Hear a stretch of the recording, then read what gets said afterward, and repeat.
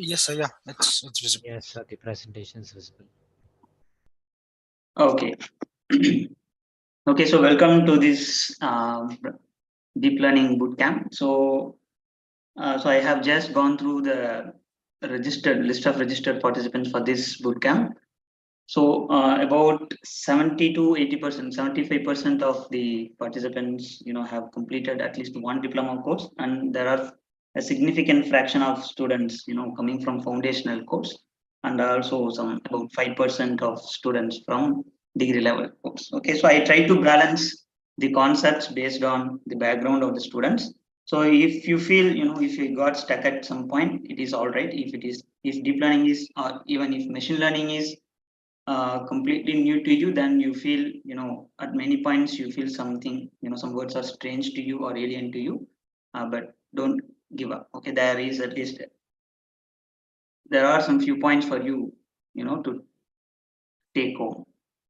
Okay, so having said that, deep learning is really vast, but since most of you are from, at least completed a one machine learning course, and you at least know, I just assume that you at least know what is machine learning, and you're already aware of some of the machine learning algorithm. Okay, and deep learning is no different from machine learning. In fact, it is a part of machine learning. So machine learning is really a broad field, and there are variety of machine learning algorithms you can pick from. Okay, so based on the type of the problem you are dealing with. So most often you might see something like this, right? You could see a support vector machine classifier and its variants, and also a range of classifiers based on decision trees, right? And then KNN, and then probabilistic graphical models like Bayesian, naive Bayes classifier. Okay, so there are variety of classifiers, not classifiers, sorry, machine learning algorithms. It's really the field is really broad. Okay, and out of this, there are a subset of algorithms which are based on neural networks. Okay, that we call it as, in general, artificial neural network, but we say it's a deep neural network. Okay, neural network is a part of machine learning field, and within that there are, variety of uh, architectures. Okay, neural network based architectures. So when we say deep learning, okay, so we in fact mean machine learning. We are only focusing on one aspect or one type of machine learning, that's called neural networks. Okay, so you can say deep learning is equal to, you know it's about deep neural network. You have neural networks, so if you don't know what is neural network and its type, it's all right, but you just take it for granted for the time being. There is a neural network, and then we make it deep, so we call it as deep learning. And we have variety of different architectures based on neural networks. And in fact, if you deep down look at the base of neural networks, okay, so the neural network essentially what it does is in fact computing this matrix vector product. Okay, so of course there are many stacks of matrix vector product, and then it simply, you keep stacking them and you introduce some nonlinearity, then it becomes neural networks. Okay, so if you are good at matrix vector product, okay, conceptually, if you know what is matrix vector product, and then what is a function, okay, then this is a prerequisite to, to learn deep learning. So deep learning is equal to deep neural networks, which is essentially boils down to matrix vector products. Of course, it's really complex, but on the surface, it is simply matrix vector product. Okay, so all of a sudden, right, neural networks, have been studied for almost for past 4 to 5 decades, but now it is booming. So the question is, why do we need deep neural networks? Why don't we make use of the existing machine learning algorithms? Okay, so to answer this question, of course, to in this decade, or even from 2012 onwards, right? So you can see the data uploaded to internet. The majority of the data is, you can group them into four major categories. So you can see one is a text, so it could be Wikipedia, or it could be social media like Facebook and Twitter. So these are all being uploaded on a daily basis. Okay, and then the other type of data is going to be image, Facebook and once again Instagram. So all these people keep on uploading images, and then just an extension of it is video. So YouTube, the most commonly the platform where we upload videos, anyone, right? um, YouTube, Facebook, Instagram also. yeah, so everywhere. So in general, it's video, and finally it could be speech, or in general you can say it is audio. Okay, so when I say audio, it includes music, all these things, right? So the podcast, Amazon Music, okay, different platforms. So these are all the majority of the data being uploaded to internet is due to these data types. Okay, so we need a machine that could understand this data. Okay, so for various reasons. So it understands, you could develop any application based on this data, or if you want to provide take some security measure, once again you need to understand a huge amount of data. So the only architecture so far, okay, that is good at understanding all these type of data, which essentially these are all unstructured data, unlike tabular data. These are all unstructured, right? So to deal with, or in other words, deep neural networks are really good at capturing the patterns in this data and understanding this data. Okay, so that's why deep learning is booming. Okay, so if you look at any domain, right, if you look at any applications, so they develop deep learning based applications which either deals with image or text. Most often it is text and then image, and of course there are researchers in speech as well as videos. Okay, but deep learning is really it's not that much developed for tabular or structured data. People still rely on tree based algorithms for structured data. Okay, so this is one reason.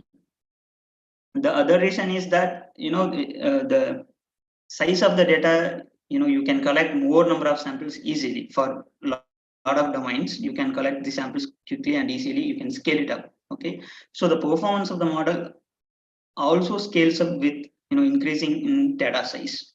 So that is one of the key feature of deep learning models. So if you pick up SVM or some other models, even if you increase the data set, the performance, it kind of flattens after some point. But deep learning models, as you might be aware of this chat GPT, all these stuffs, you feed in a lot of data, then it performance and also many behavior emerges. Okay, so it learns a lot of things from the data. And the other important characteristic is that even though I have 4 different data types, okay, so I can use a single core learning approach, core idea of learning from these data types, that is gradient based. Okay, so even if you don't know what is gradient, all these things, the key thing is that it uses some concept called as gradient. So by using that concept, it learns the values for the parameters. So it works for speech, it works for video, it works for natural, no, in any type of images, and it works for text. Okay, so that's really great. So what is the advantage of this? So you can, if you just imagine an application, image captioning. Okay, you give an image and it write a description about the image. So there are 2 different fields. One is image, the other one, the expected output is a text. So you have to combine text and image. Since I am using a same learning approach for both domains, I can combine them. Okay, I can come up with an way to combine them. So I can learn them together. Okay, instead of learning them separately, you can learn them together. So that is one of the beauty of this deep, or not general deep, gradient based learning approach. Okay. Okay, so having said that, I mean, these are just a brief intro why we need deep neural networks. And also this field is highly evolving. Okay, so keeping track of with this field is also quite challenging.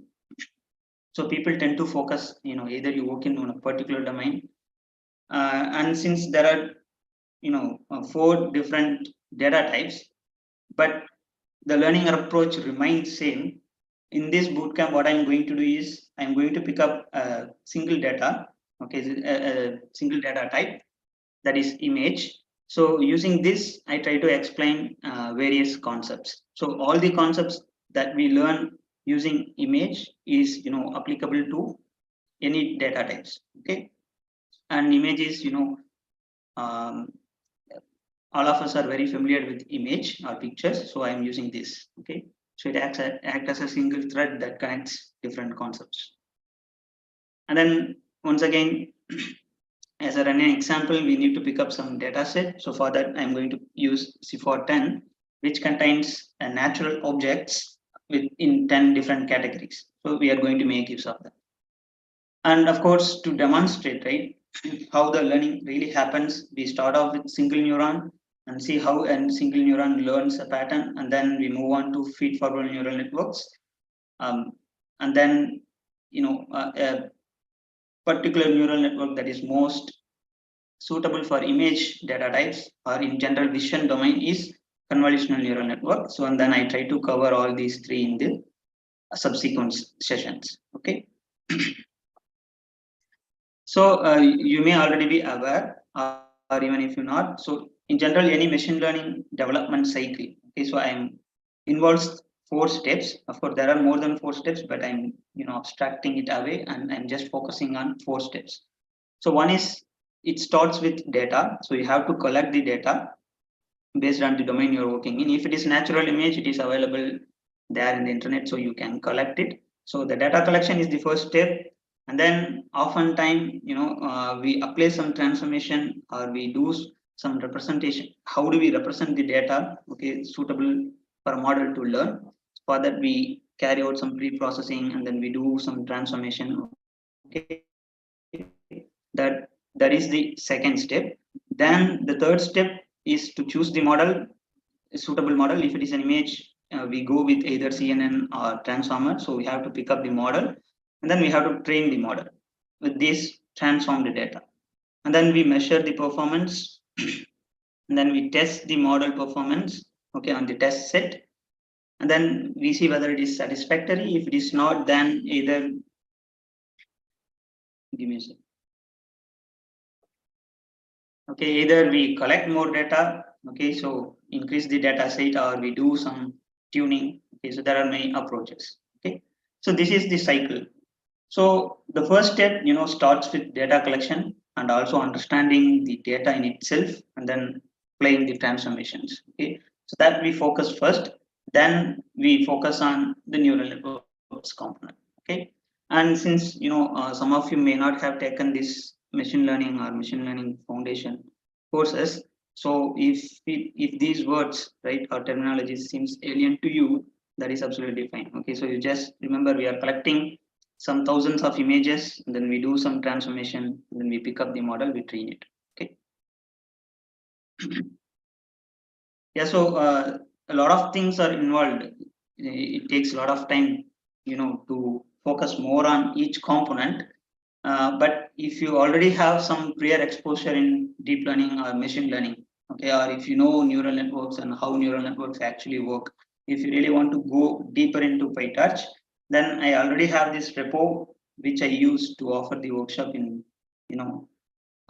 degree level deep learning course. But if you are interested, you can take a look into this repo as well if you really want to go into go deeper into PyTorch. So sir, can you share the link in chat box? Yeah, let me see whether I can copy.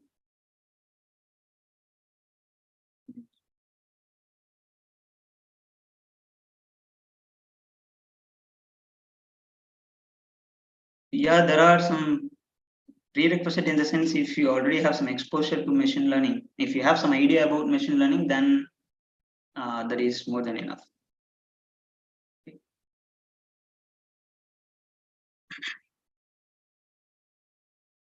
Okay, I'm seeing some comments. Attendance, yeah, I will share the link anywhere between 8 to 10. Okay. So if you are really a practitioner, right, or if you want to use a deep learning model or in general machine learning model for production or whatever reason, the first step is to understand the data. And Andrich Karpathy, a good instructor, okay, a great way of teaching about deep learning. He said that being one with the data is the first step. Okay, so you have to understand the data and understand in the sense how it is actually represented, and how it actually interacts with the model, right? So this is extremely crucial. It's not just merely taking the available data set and feed it through the network and waiting for the response.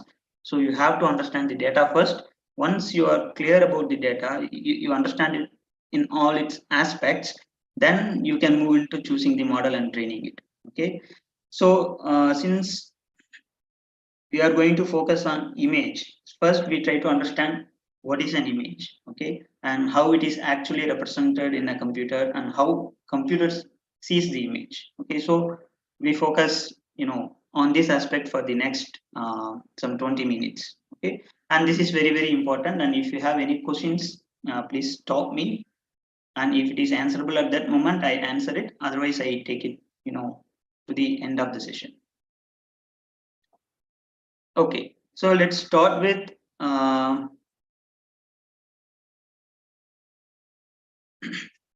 a simple image. So here is an image that we can see, right? So if I ask you what is this image, what do you call it?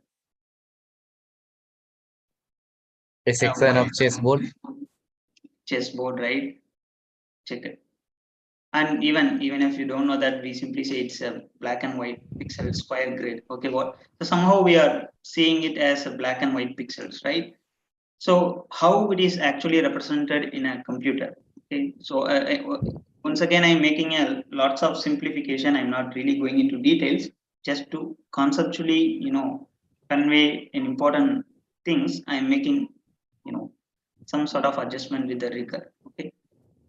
So for computer, it is just a grid of numbers. So let's say I represent, the white pixel or white color as 1 and pure black pixel or black color as 0. So for computer, it's just a matrix of size 3 by 3. For us, when you feed this matrix through some encoder and it displays it, it looks like an image. We perceive it as an image. Okay. And then once again, you can see it's a tile. So if I just increase the size of the image, the pattern remains same. I'm just replicating it some n times. Okay. Now, what does that mean to the machine, or what does this mean to the computer? It means I'm just increasing the size of the matrix. Okay. So I have a matrix with some numbers in it, and those numbers or elements have some meaning. Okay. So they are directly connected with the pixel. So if I change that number, then the pixel changes, especially the pixel intensity or color changes. Okay. So for you take any binary image where you have only these black and white pixels. Okay. It could represent a face of a human, or it could be any object. Okay. So for us, it is the image contains an object, but for computers, it contains ones and zeros arranged in a matrix. Okay. A huge collection of ones and zeros. Okay. So in fact, what we need to do is we need to deal with these ones and zeros. Okay. So if you want to recognize, what the image is, in fact, we have to write an algorithm such that it goes through all these list of numbers and its arrangements and try to recognize whether it is a human face or it is a animal face. So whatever the toss we have in our hand. Okay. So this is a typical yeah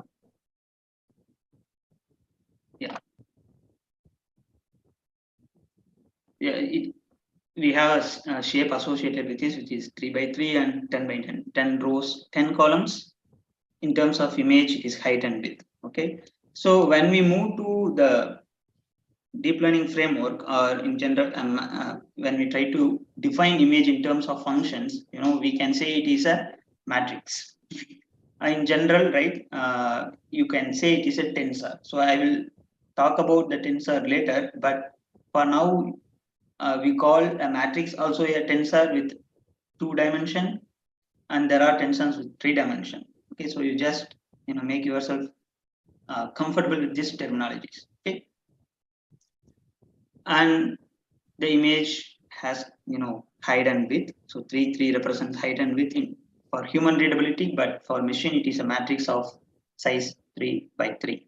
Okay, so if I move to color image, okay, so now what we have seen is a black and white image, a very simple square, the checkerboard pattern with ones and zeros. But if we move to color image, what are all the elements goes into there? What will be the element values? RGB values. Sorry. Values numbers in RGB. I think 0 to 255. Okay, 0. So if you already know about image, you know the answer, right? So once again, I assume that there are at least few who do not know about anything about image. So I'm just go through the fundamentals. Okay. So the idea is we are going to deal with matrix. If it is a binary image, even if it is a grayscale image, we deal with a single matrix. But the moment we get into these color images, then the way color images represented is quite different, and colors are represented primarily by these primary colors RGB. So they have to use the same concept here to reproduce the color image. Okay, so instead of single matrix, what we are going to have is 3 different matrices. Okay, so one for red and the other for green and the other for blue. Okay, so whenever you see a color image, that could be anything. Okay, the image contains anything. Okay, here it is a checkerboard, but in real world it could be any image. It could contain a face or whatever the real world objects in it. But if it is a color image, you just imagine that that color image contains 3 different matrices, one for red, okay, to represent red contribution, and the other for green and the other for blue. Okay, so of course, instead of using 0 to 256 or 255 numbers, I am once again sticking with zeros and ones. Okay, for to keep things simple, I'm sticking with 0 and 1. So what does that mean here is, I just explained this a little bit. You take one single cell, let's say here we have blue color, right? Which means I have to set this to 1. Okay, so this corner pixel value to 1. But when I add these 3 images together, right, so it adds with 1 plus 0 and then plus 0. So finally I will have only 1. Okay, so which means blue color appears. But for the next pixel, right, we have to combine 3 colors or GB in the same ratio so that it becomes white. Okay, so in this location, for blue channel the value is 1, and again for the green channel the value is 1, and the red channel the value is 1. So 1 means it is pure red. You interpret like this. 0 means it's simply black. 1 means it is a pure red. Here 1 means it's a pure green. Here 1 means pure blue. Okay, so when you combine all these values, okay, combine means it's not direct addition. You don't think that way. It's just color combination. Okay, so when you combine all these things, then you will end up with white color. Similarly, here red, other than the red channel, we have set 1 here, but for green channel at this location we set 0, and for blue at this location we set 0, so that the final end result is going to be red. Okay, so the important thing is that for binary and grayscale image, okay, we represent an image as a single matrix. Okay, whatever the size, it could be 3 by 3, or in general it could be typically we deal with 256 by 256 or 1000 by 1000. It doesn't matter, but it's going to be a single matrix. Whereas when we represent a color image, okay, when we load a color image into a machine, the color image contains 3 matrices. Okay, one for red. So which means if I load a color image of size 256 by 256, I am actually loading 3 256 by 256 images into the machine. Okay, each one for red, green, and blue. So you can see the dimension. Now, what do you call this? Okay, so here we call this as matrix.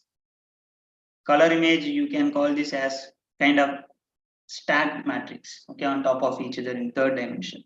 Once again, it is going to be, okay, the size of this matrix, or size of the color image is going, or shape is going to be 3 by 3 by 3. We call this as, once again, tensor of dimension 3. Okay. What is this? This is once again a tensor of dimension 2. Okay. So if we just have some number 1, 0, 1 alone, then we say this is a vector. But from tensor terminology, this is once again a tensor of dim or dimension 1. It's a one-dimensional tensor. The matrix is a two-dimensional tensor. When you stack 3 matrices, then you say it's a three-dimensional tensor. Okay, because we are adding additional dimension. Okay. Sir, Yeah. can you go again how that matrix is three-dimensional tensor? Sorry, two-dimensional tensor, the upper one. This one. Yeah. Yeah, this is just a terminology. So one thing is, so I'm writing just 3 by 3, right? Dimension, one dimension which contains 3 elements, the other dimension which contains 3 elements. So there are 2 dimensions. So we say it's a tensor of dimension 2. Okay, I got it, sir. Yeah, So but then, I have one doubt, sir. yeah. If that is dimension 2, tensor of dimension 2, then how, if we have just 2 matrices like this, only R and G, then what will be the tensor of that? Because you have put three matrices together and tell this as tensor of dimension 3. But if you just have 2 sets of like that, Yeah, it's going to be 3 by 3 by 2. so that will be a tensor of dimension 3 by 3 by 2. Tensor of dimension 3, because there are 3 dimensions involved. The number of elements in each dimension is, the first dimension is 3, second dimension is 3, the third dimension is 2. Sir, but a single vector has like 3 into 1 or 1 into 3, so it still has like. Okay, so yeah, when you first time encounter these dimension concepts, there are chances that you get, of course, a lot of confusions will naturally arise. So when we switch to Colab, we talk about this in detail so that I can demonstrate, with a different examples. So is it kind of the like a number of basis vectors kind of think of a analogous stuff? Sorry, number of? Like basis vectors, say for example, like when you show the first matrix, right? 3 by 3 matrix. So Yeah. basically one is along X direction, another you can think of a Y. Yeah. And when you are stacking R and G, that means you are stacking in Z direction, right? Yeah, you can think of like Kind that. of like you can think it is analogous stuff, not exactly basis vectors. Yeah, yeah. So Yes. It helps me to think is, if you take these 3 matrices and put one behind the other, like think of them as a deck of cards, right? One behind the other. Each card is a matrix. So that becomes the tensor, and the depth becomes the third dimension. Right. Yeah, but when you go to 4-dimensional tensor, then you can't imagine, right? So Yeah, up to you 3, can't that is imagine. fine. Yeah, that's why. Yourself, Yeah, Sir, NumPy also, will take care of hello, it. yeah. hello. Yes, Yeah, yes. so to describe a tensor object, we could also use the notion of indices, like how many index we need to locate one element in a tensor. So in a tensor of rank 2, which is a matrix, we need 2 Yeah. indices, right? I and J. Yes. And in tensor of rank 3, which is an image, we require 3 indices, I, J, and K to locate one element, right? Yeah. So we So could that also is, think of in that manner. yeah, that is a better way. Yeah, rather than visualizing, using indices is a correct way. So to access a single element in a tensor, if you need 4 indices, then the dimension should be 4. So each indices for each, one indices for each dimension. Sir, so the first one, if we say it's a matrix, then it is a matrix of 3 by 3. But if we say tensor, then it is a it is of 2 dimension. Yeah, it's a tensor of 2 dimension. You can say 3, that contains 3 elements in a 1 dimension and 3 elements in another dimension. Of course, so when you have this matrix, you can just stick with matrix. Okay. The concept of tensor, emerges when you pack these images into batches. So that is where the tensor concept pitches in. But for matrix, you can stick with this matrix notation because, as someone said, right, you can use the indices in order to locate the element, so you can stick with that. So, sir, tensor is a collection of matrix.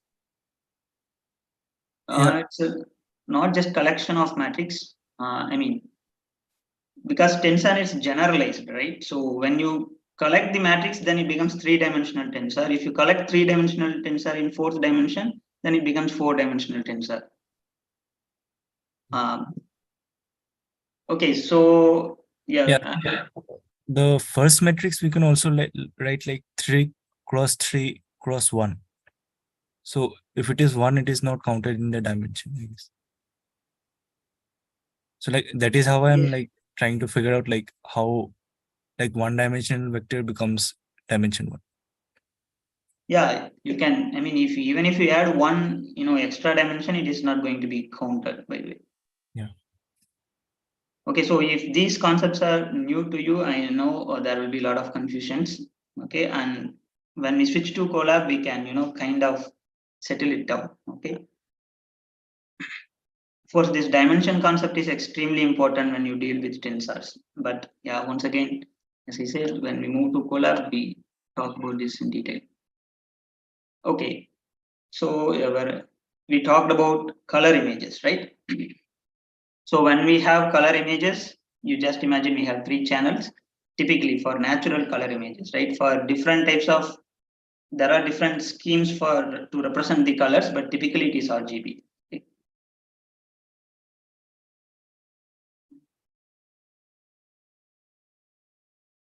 Okay, I hope I don't need to explain this. So, I just wanted to demonstrate how RGB adds to produce a color, but yeah. So now, we have some set of requirements for any deep learning framework. And there are other frameworks like TensorFlow and many frameworks exist. But whatever the framework we are going to choose, one thing is it must provide a way to create a tensor, okay, or n-dimensional array. Typically, it is called as ND array in NumPy, but we stick with the word tensor, okay. And as I said, tensors, when you say tensors, it has associated dimensions. So it starts from 0 dimension. So a single number is a 0-dimensional tensor. Once again, all these things make sense when we really build a network and input and parameters interact. But for now, once again, you just take these definitions just for granted. Okay. So we say point a single number as a scalar or a 0-dimension tensor. Okay, it's a point. And then a collection of numbers in a list. Okay, inside a square bracket, you can think it of as 1-dimensional tensor with 3 0-dimensional tensors. Okay, I'm just making things complicated. So it's a 1-dimensional tensor, which means a vector that contains 3 elements. Each element is a 0-dimensional tensor. Okay, so it's a simple vector. And then when you pack or stack these vectors on top of each other, then a matrix emerges, or you can say it's a tensor with 2 dimensions. So when you stack these 2-dimensional tensor on top of each other, right, then you can think of once again as a date. So it's a stack of matrix, or you can say it is a 3-dimensional tensor, and each element, okay, is a matrix. Okay, so within the matrix, each element is a vector, and within the vector, each element is a 0-dimensional tensor. Okay, so you can see when you keep packing things, you are simply increasing the dimension of the tensor. Okay, so of course we won't. In my experience, I never have gone beyond 5-dimensional or 6-dimensional, and that too because we are packing a lot of images together into batches. Okay, so we don't really need to generalize this. You don't really need to think of 10-dimensional tensor, all these stuffs. So if you have a good understanding up to 4 to 5 dimension, then that is more than enough. Okay, for the entire deep learning I'm just talking about. So giving or providing a way to create tensor is the one of the fundamental requirement.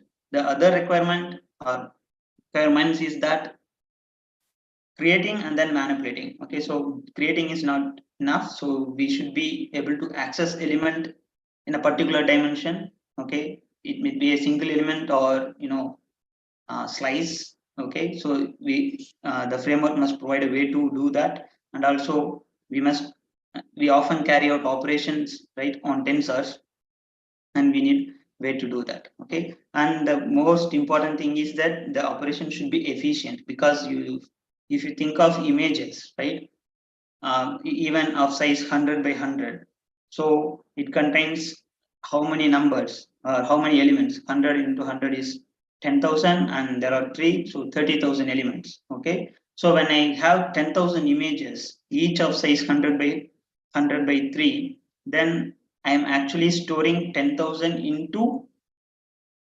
30,000 into 10,000 number of elements in a memory. Okay, so which means when you deal with deep learning, it is the chances are high that you quickly run out of your memory, especially RAM memory. Okay, so we have to keep efficiency in your mind. How do you manage your memory efficiently?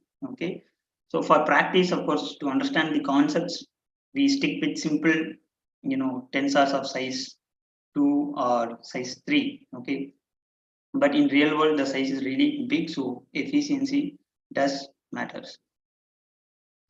Okay, so of course there are plenty of operations you can carry out on tensors. Once again, there are a list of most commonly used operations, okay, that you frequently encounter when you go through any implementation, okay, which is I'm just going to list out, and conceptually I try to explain how it works. Okay, so here I have a tensor of dimension 2,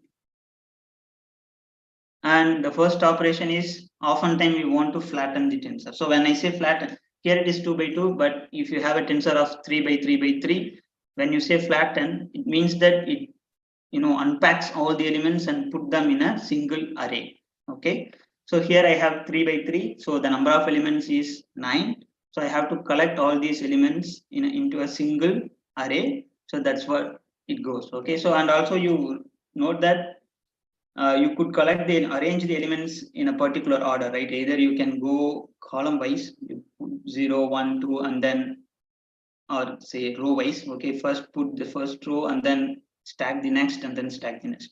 Okay, by default it is the order how it places the elements. Okay, you could also switch the order. You first place 0 1 0 and then 1 1 1 2 1 0 if there is a requirement. Okay, so flatten is a very most commonly used operation.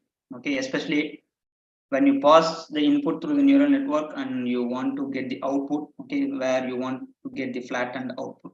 Okay, and even some neural networks like CNN, there is an intermediate step where you switch from CNN to ANN. It requires to flatten the input tensor. Okay, so and like which dimension it will unroll, like this flatten, right? yes, so like which dimension, say for example here probably like you are saying that 0th dimension is the first it is flattening that, like that means 0 1 2, then 1 1 1, then 0 1 0. yeah, it starts with 0th dimension. Yes, correct. So if you say for example flatten, if you give 1, that means first will be 0 1 0, then 1 1 1, then 2 1 0. yeah, Okay, yeah, so the dimension does matter, of course. Here it is very simple, but when you move to 3 by 3, then we have to be sure, okay, how this is actually yeah, flattened. the third dimension is 2, right? Yes, yes, The first dimension 0 is along x, 1 is along y, and third is along z. yeah, if you want coordinates kind of mapping, then yes, you can associate like that. Correct. Okay. So if we flatten a three-dimensional tensor, then will it be flattened to a two-dimensional tensor or like a condition tensor? No, it will always be flattened into a single array.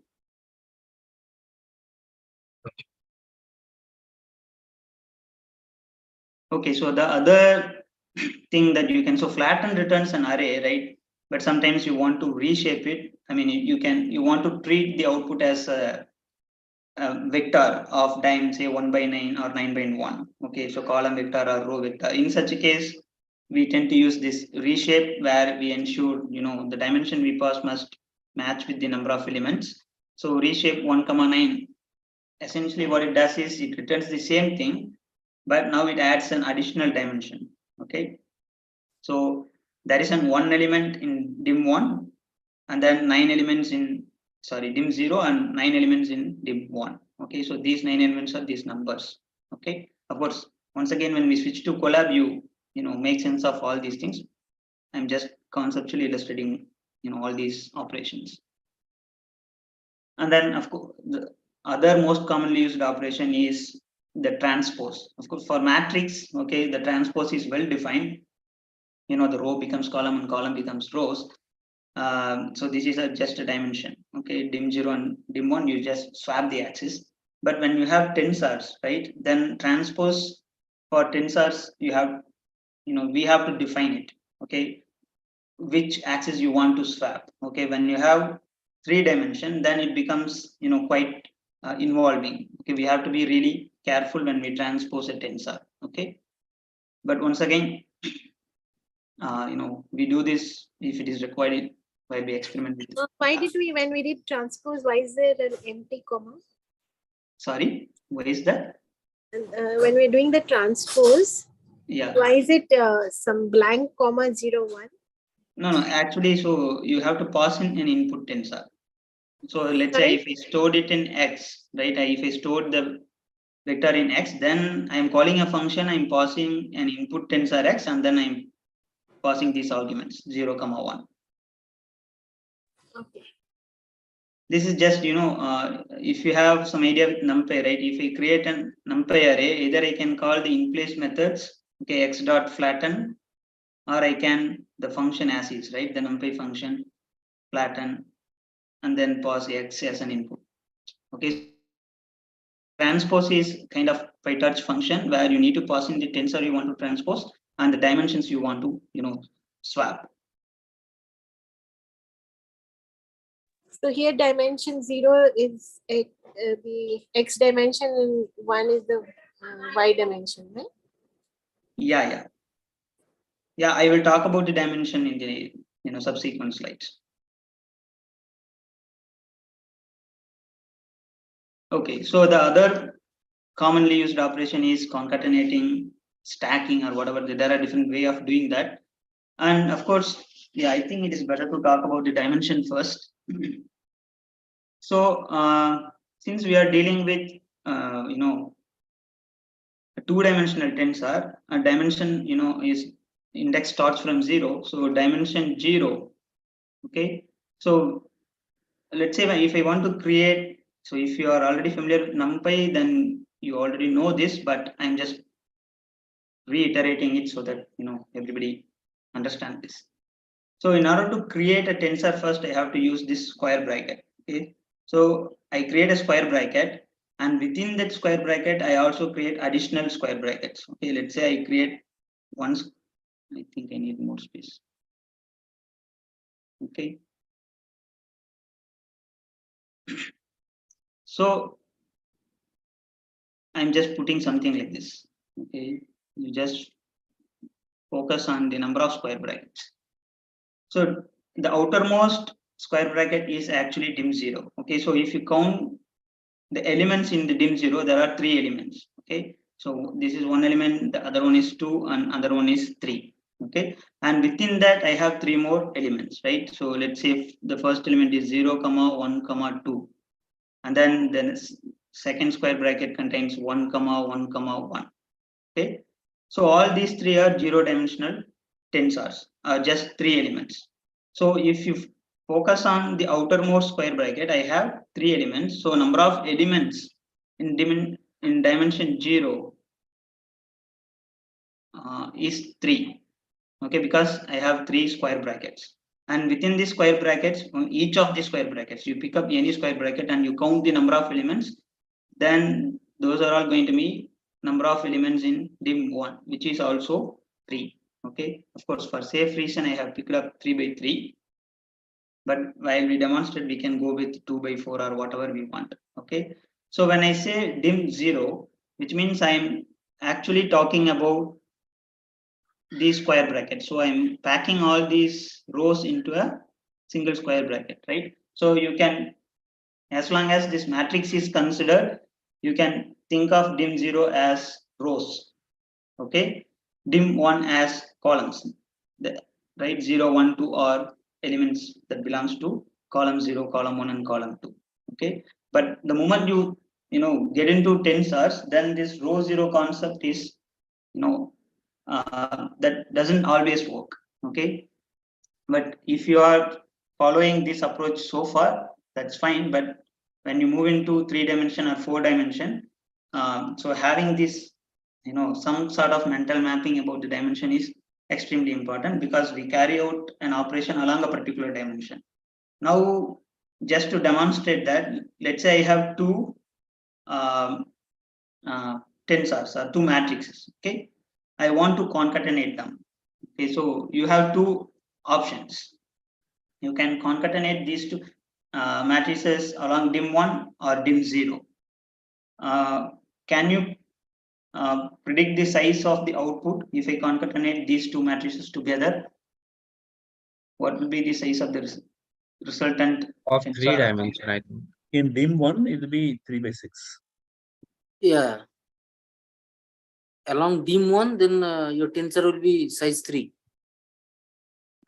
Tensor. The resultant matrix shape. What will the resultant matrix shape?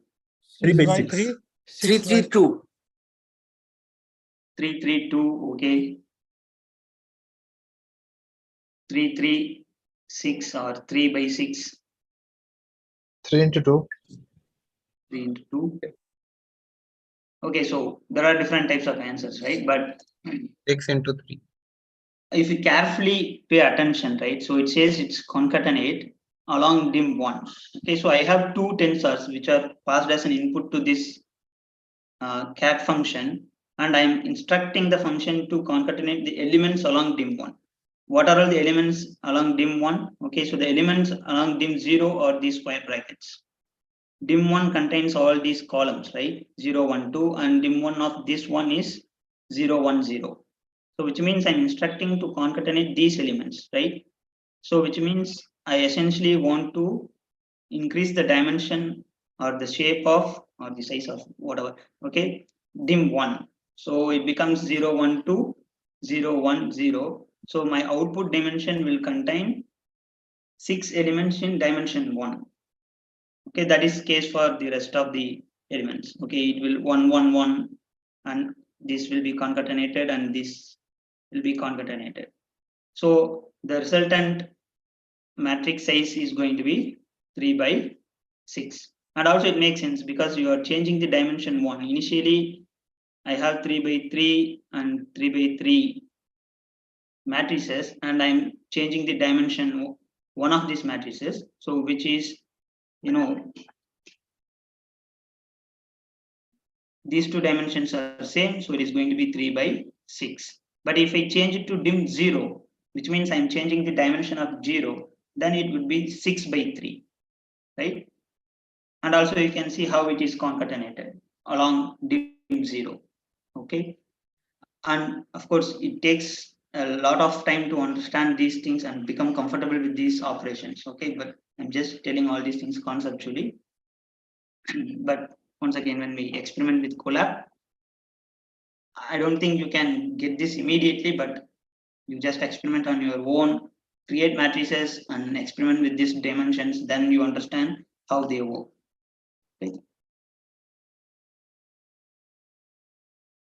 okay. So a few more list. Let me finish that.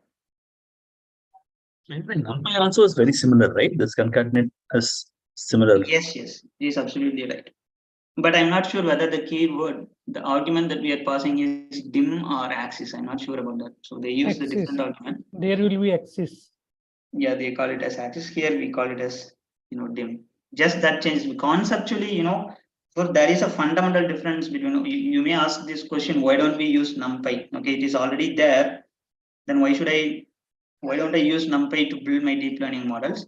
So, so those who are not aware of this, is the answer is you can create this n-dimensional array or tensors, but deep learning is essentially sitting, or it is based on the concept of computing gradients for the tensors. NumPy, there are ways to compute gradients for for arrays created in NumPy, but still they rely on CPU. They run only on CPU. But we need GPUs to train the deep learning models. Unfortunately, NumPy won't support it. That's why people develop this PyTorch or TensorFlow. They explicitly make use of GPUs and TPUs. Okay.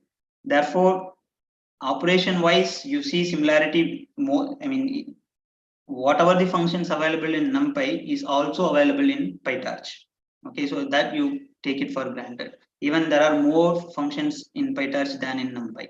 Okay, so if you are comfortable with NumPy, if you are already comfortable with NumPy, then getting familiar with PyTorch is quite, it takes very less time other than computing the gradients. Okay, that is the only new concept. Yeah, so finally we use some sort of reduction operations. Okay, especially we kind of apply some operation along a particular dimension. So once again, when you call just sum, it simply sums elements in the entire tensor. So here it is 2 by 2, so it simply sum all the elements in this matrix. If my input is 3 by 3 by 3, then there will be 27 elements, so it simply add them. Okay, so the result is 7. You can do this sum operation along a particular dimension. Often it is required. Okay, so can you predict the output? What will be the output? 3 1 133. 133. 133. Okay, so dim 0 or actually, so again, as long as we are dealing with matrix, we can keep this row column picture, so it is summing along rows. Okay, or what do you say, across rows? Okay, yeah, your answer is correct. Yeah, if you sum along columns or dim 1, what will be the answer? 331. 331.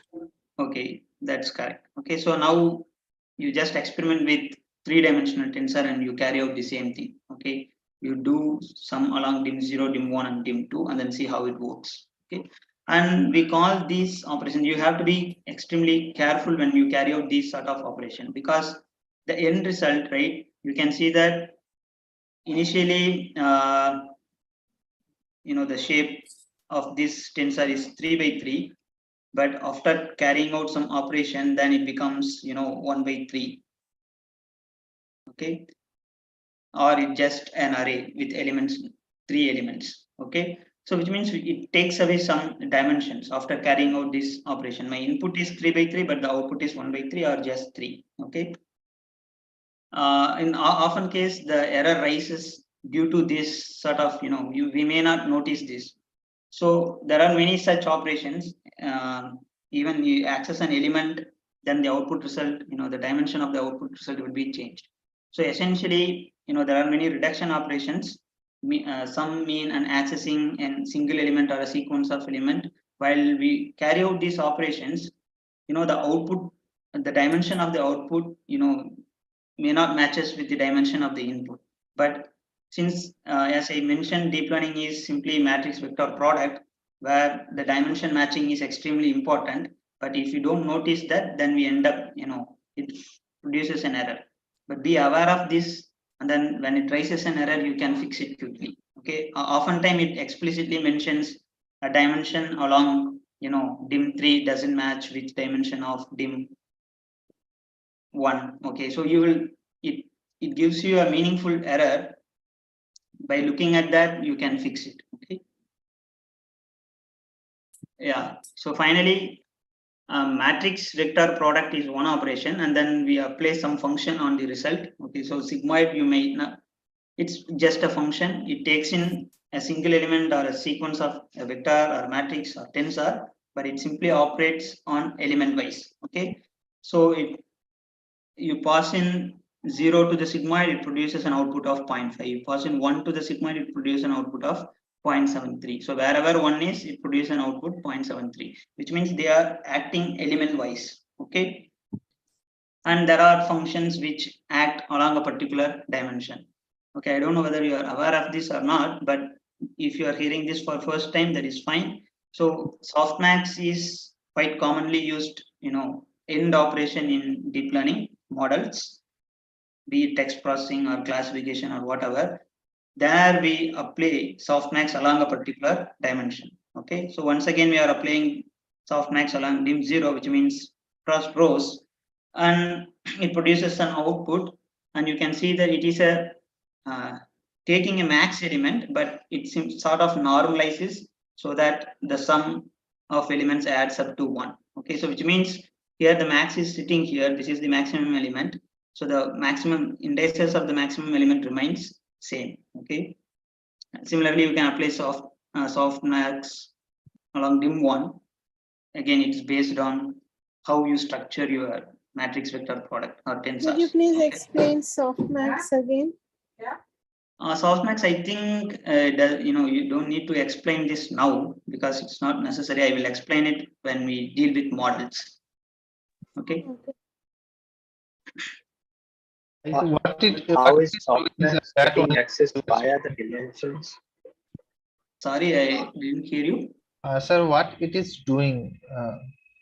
We are simply taking the max out of the. Can I answer that, if you don't mind? Let me please. Let's please. No. The thing is that it takes the maximum element, right? So let's see if I take 0, 1, 0. What is the maximum element in the 0, 1, 0? 1. So that is 1, right? Softmax, what it does is it has a probability distribution. Okay, so it simply makes all these elements as a probability distribution so that when you sum the result, so if you sum all these elements, it will end up in 1. Okay, so it kind of normalizes it so that the elements value end up in 1, and also it ensures that it's a probability distribution. And of course, if you ask the question why we do this crazy stuff, why we need this probability way of doing this, then I think we can explain it when we talk about the model.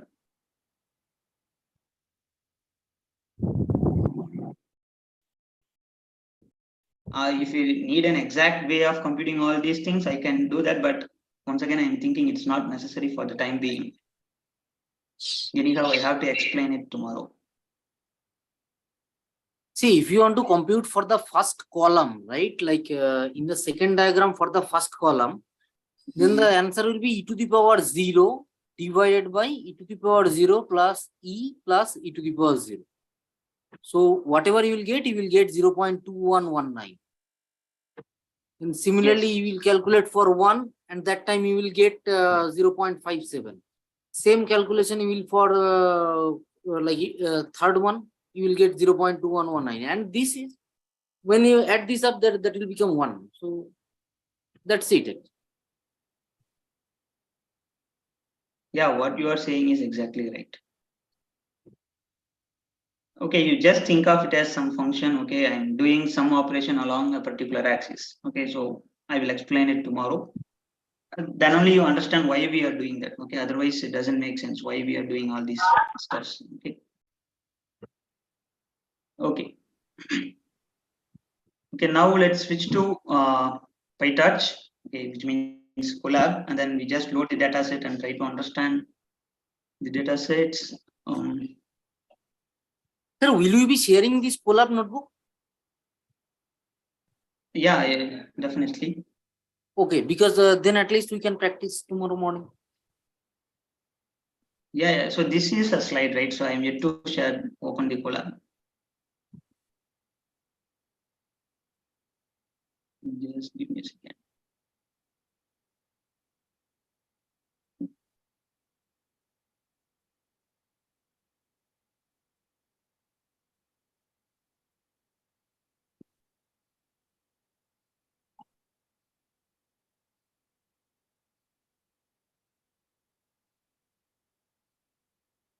Okay, I'm sharing the link to this Colab in the chat box.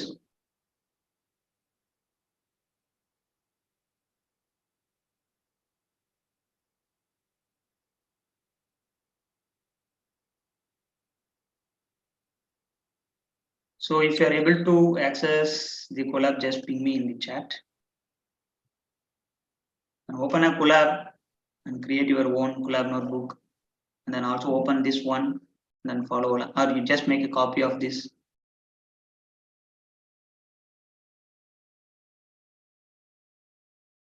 Okay, give me a second, I will be back.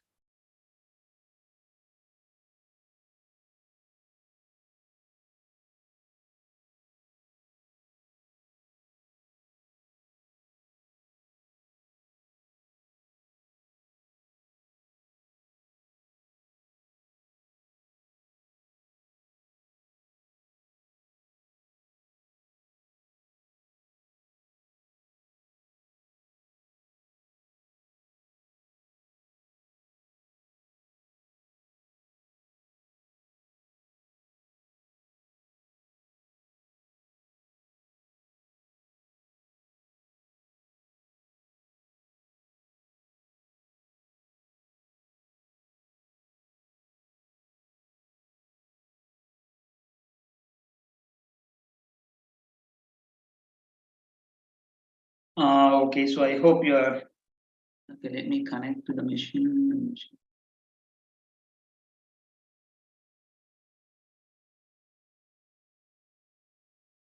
So once again, if you really want to get a deeper understanding of this entire PyTorch and creating tensor and manipulating all these things, please take a visit to the GitHub, and there is an collab notebook just to understand the tensors, so you can go through them if you really want it. Okay, so here I am briefly touch upon the important concepts that I just talked about in the slides. And of course, you may already aware of this NumPy thing. And since we are going to make use of images, right? And there are plenty of data sets available for images or based on the problem we are dealing with.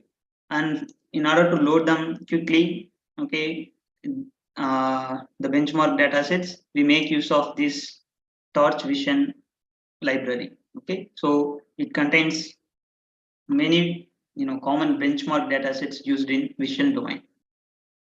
And as I said, loading a data is the first step, or acquiring the samples, and the next step is to carrying out some transformations. Okay, you can think of a pre-processing step, and in addition to that, domain specific transformations. Okay, yeah, data sets are stored in this module data sets, and we use PyTorch data loader, which I will talk about in detail in the next session or in the subsequent session. Okay, for the time being, I'm just making use of it. Okay, yeah, let's first execute this, and if you encounter any error, just let me know. Sir, can you please explain again about the torch vision thing? Which part? Torch vision, like torch vision. The torch vision, right? So to deal with image data, right? So in general, we say it is a computer vision domain. So in computer vision domain, we have different problems: classification problem, and then multi-level problem, and then segmentation problems. Okay, object detection, segmentation. So these are all different problems in vision domain. So all of them make use of image as an input. So we have different types of benchmarking data sets to check the performance of our model. So Torch Vision, what it does is it simply correlates all these commonly used data set as well as pre-trained models and then transforms. Okay, so it provides a utility for computer vision domain. Okay, so that reproducing the results is quite faster. You need not to create everything from the scratch. Similarly, we have Torch Text, where if you want to deal with text data, then you can make use of Torch Text library. Does that make sense? Yes, sir, got it. Yeah. So let's print the list of directories available. Okay.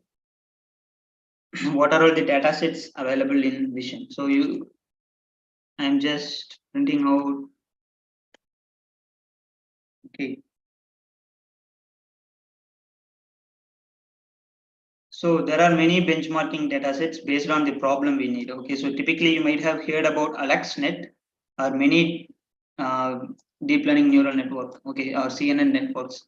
AlexNet is the first one. So they are trained on this humongous data set, ImageNet, which contains millions of samples for 1,000 plus categories. Okay, and of course we are not going to use that because it takes a lot of compute and a very small data set. But this particular C410 was most commonly used back in 2010 for many benchmarking. When we use different machine learning algorithm, people tend to use C410 and C400. So 10 stands for there are 10 classes, and 100 stands for there are 100 classes. And we are going to make use of this C410. Okay, this is very small data set. Each image of size very small, 32 by 32 something. Okay, so now we have seen the available data sets. Okay, you can experiment them later, but I want to download this C410 data set, and while downloading it, I want to also apply some transformations. Okay, so especially these data sets are stored in different format. Okay, maybe it's NumPy array or it could be pill format, whatever the format it is. I want it to be a PyTorch tensor. Okay, because we are. Can it also be in the form of text? In the form of text. Yes. Typically, the images are not stored in the form of text. So either they're stored as NumPy array or in pickle or HDFI format. I haven't come across people using text format to store the images. Okay. No, I mean, could we have text? We're just dealing with images. We're not dealing with text. Yeah, when we deal with text, of course, we have to use Torch text library, but once again, text is quite involved than images. So the way we deal with text is quite complicated. Okay, images are easier to deal with. Yeah, it is easier to deal with, and it is people can understand things quickly if you use image. But if you use text, then the pre-processing involves a lot of steps, and I have to teach a lot of concepts. So we don't have time for that, right? All right. Yeah, but take a look at the GitHub. So there I'm explaining, using text for RNN module. So if you are already familiar with RNN concept, then that collab notebook might be of some help. Okay. Can you little zoom in, sir, like in larger text size? Okay, give me a little.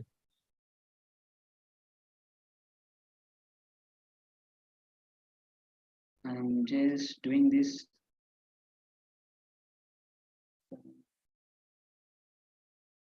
Is that fine now? Yes, yes. But you are following along with the collab, right? At your end. Yes, sir. Actually, I am doing with you. Okay.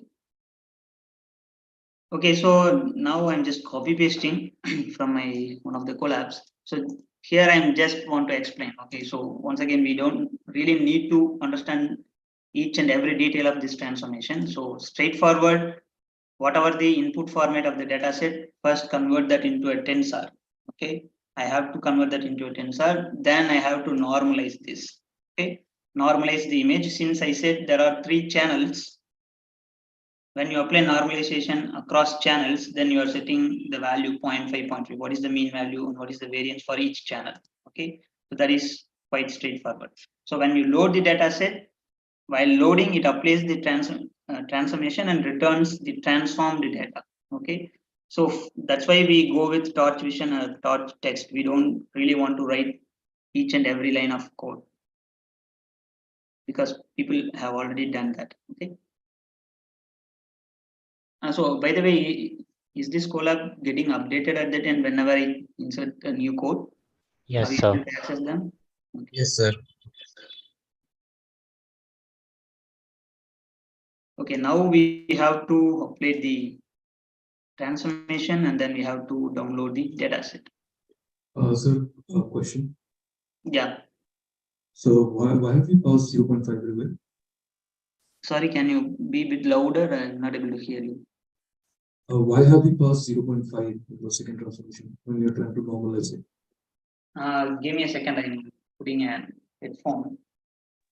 I think he's asking about the 0.5 values. Can you type your question in the chat box? It's quite unclear. He is asking that why sir you is using 0.5. Yeah, so that is specific to the data set given by the data curators. Okay, whoever developed that data set, right?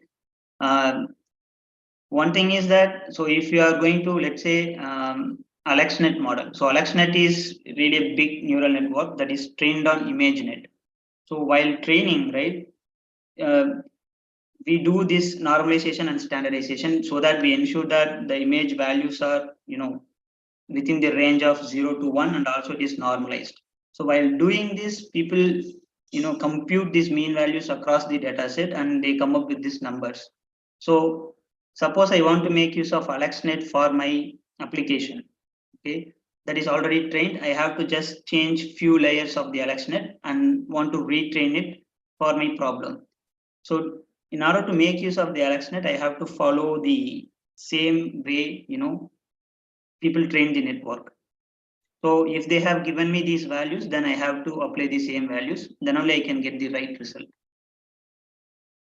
So is there a way to learn these values from the data set? Yeah, you can compute this for the entire data set.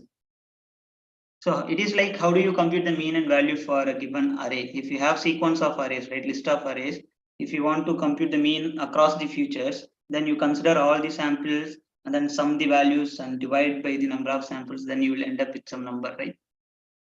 No, so what I was getting at was, because sklearn has a fit method, right? And it looks So like for there's a- all the pixels, you are doing this normalization, right? X minus mu by sigma. Sorry, for all the pixels. Say for example, you have Yes, an image. yes. Okay, Yeah, 10 by yeah, 10 by 3. So for all this image, you are using this 0.5, 0.5, 0.5.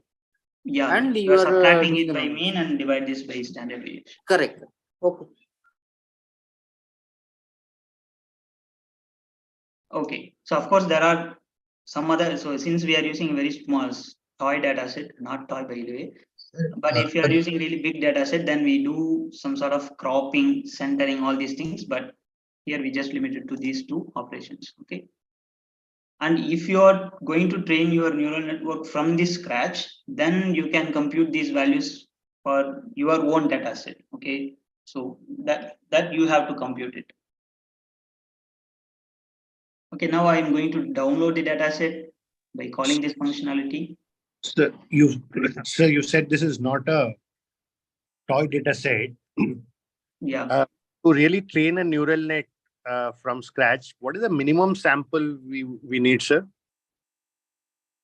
Since it's a deep learning, right? So they have really deep network. So we need really more number of samples than the typical machine learning algorithm. So if you have really minimum number of samples and if you are training it from the scratch, then the network simply overfit to the training data because of its deep nature.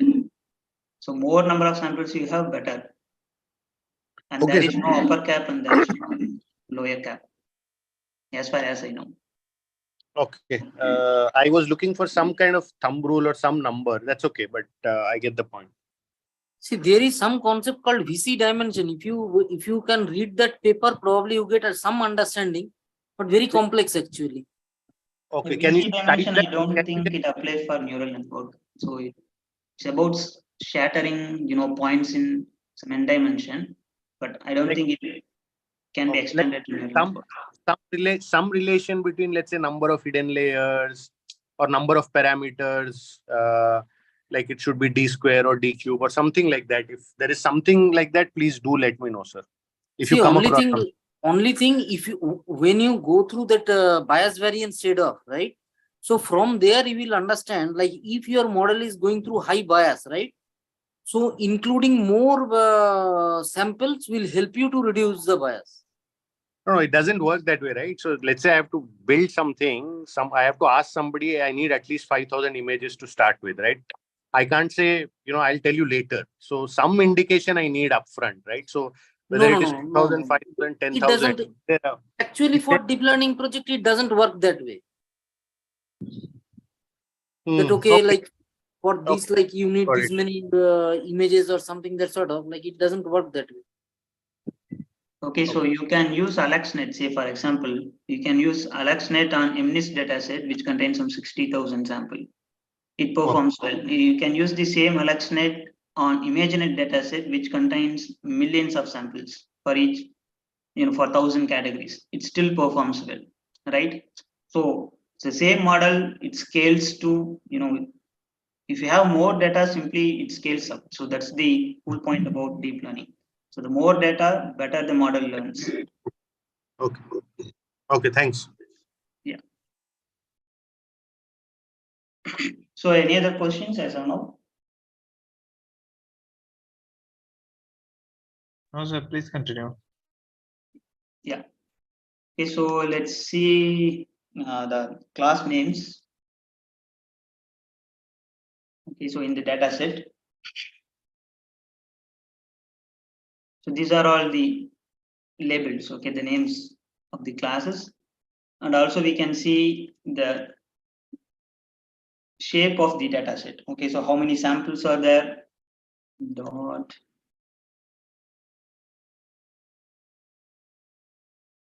Yeah.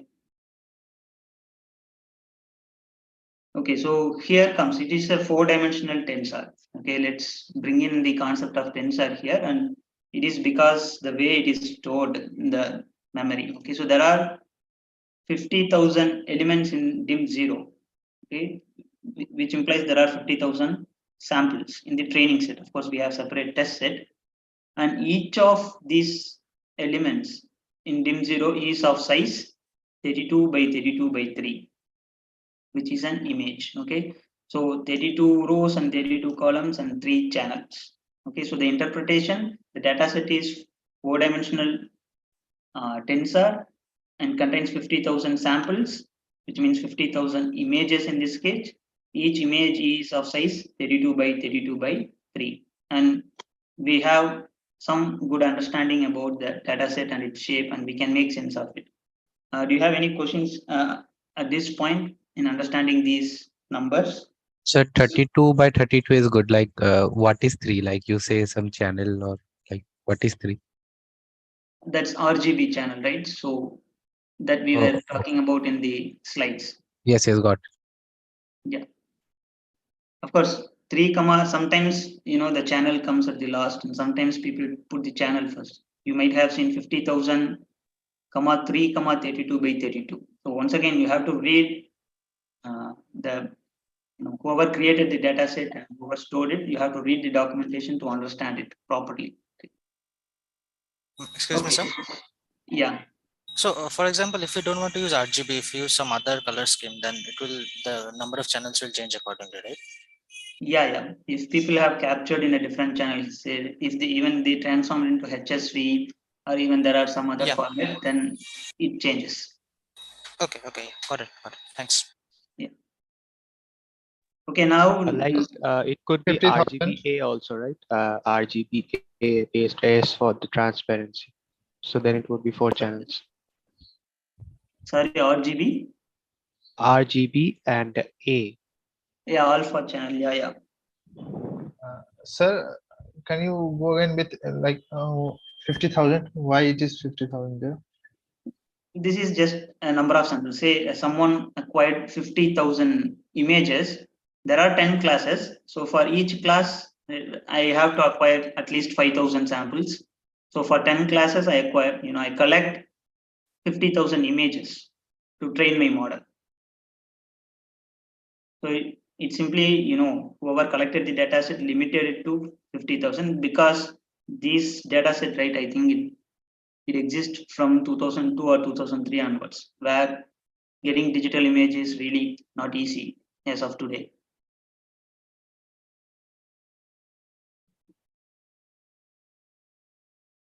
Is that fine? Or does it make sense? Yes, sir.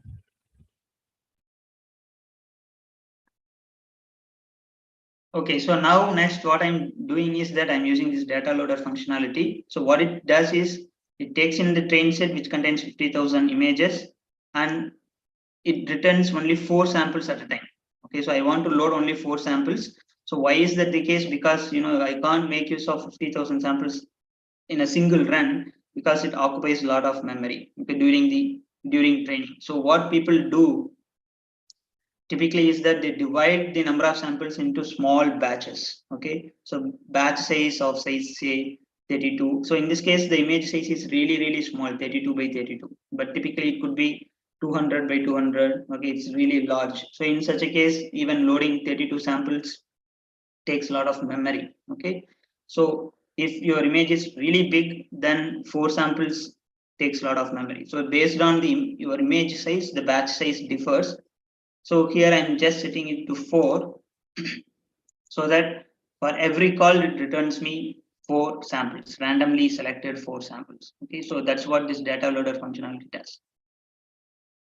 So next I want to plot few samples, and once again I'm just going to make use of the existing code. The train and test sites are the same size? Sorry, train?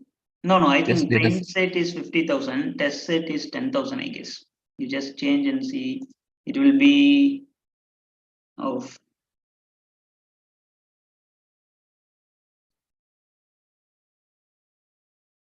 it's 10,000. So they are different images. So typically in machine learning, we divide the data set into train set and test set. They are mutually exclusive. No samples in train set will be present in test set. Exact copy. Okay. Okay.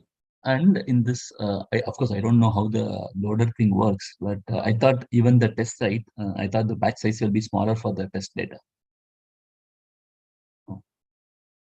Sorry, smaller for the test data. Test set. So See, you are because asking me why it right? is smaller or something similar to No, that? it's not. No, sorry. No, I know it, but no, sorry.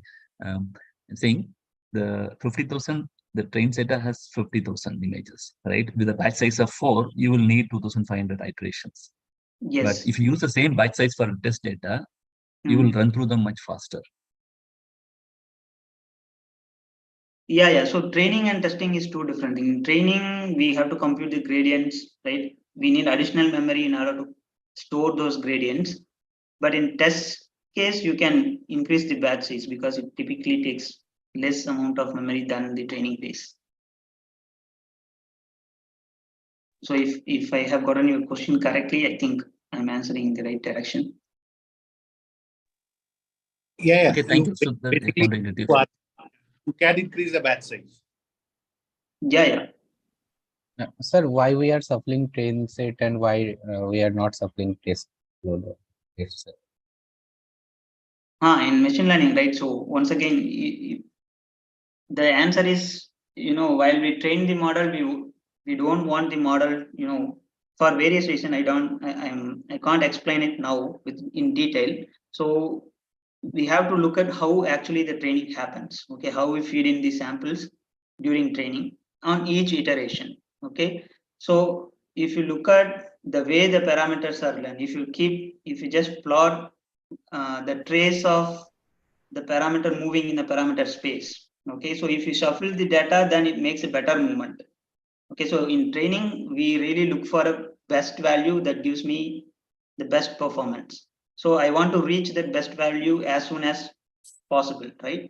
So if you shuffle the data, then the path it takes, it is again experimentally seen. There is no theoretical guarantee. The path it takes leads to the best value quickly. If you don't do that, often it takes longer path, but it doesn't mean it won't converge. But in test, we are not computing any gradients, so shuffling is not required. Whether you are shuffling it or not, anyhow, we are going to with the same value for the metric you use. Got it. One thing is that, so whoever asked the question, I'm not sure whether you are from ML background or you're from the foundational thing, haven't touched ML at all. So I'm also found difficult to answer some questions. Okay, so please let me know whether you are coming from ML background or not, so that I can fine tune the answers accordingly. So I think everyone here has cleared MLF because that was the requirement to join this workshop. Yes, sir. MLF, I think in MLF, I don't no, I mean, I don't think they are introducing this training, all these stuffs. They minimally talk Yeah, about this this is all ML stuff. MLP or MLP only. Yeah, MLP, these I all think. MLT and MLP. Yeah. Yeah. So whoever completed MLT may know all these things, but if they have completed MLF, they know what is training, testing, all these things. But if haven't touched on ML at all, then it's quite difficult. Anyhow, I try my best to answer. Okay, so it's an iterator. You just ignore all these things. So I just want to randomly display few samples. Okay, so for each iteration, it takes 4 samples randomly from the training set and displays it. Okay, and since it is of size 32 by 32, when you kind of enlarge it, it is pixelated. Okay, so we can't exactly say this is the correct label. So it's very difficult to say whether it is a truck or not, but the label is truck. But somehow we can agree this is a frog. And of course, since I have seen this word dog, I'm perceiving dog. Okay, and this one is quite, I'm not sure whether it's a cat or not. Okay, so even for humans, right, if the pixel size is really, sorry, the image size is really small, human makes error. Okay, so there is an upper bound even for the humans, they make an error. But that's why this CIFAR data set is quite challenged. It's quite challenging to come up with the better models because of this very limitation. Okay.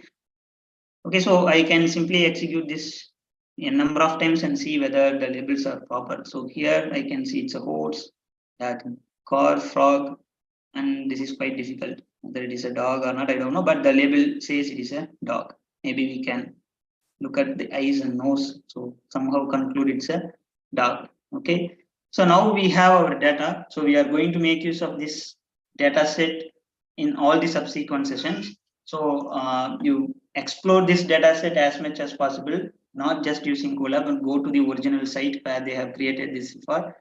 And already people have experimented, or used different deep learning models on this data set. Go through them if you are interested. Okay, so that you get good idea about the entire data set. So as as I mentioned in this beginning of the session, being one with the data is extremely important step for any while developing any machine learning algorithm. Okay, so now okay, we have good idea about the data set, so we are not going to talk about the data set anymore in any of the sessions. Okay, so now let's switch to the Sir, important.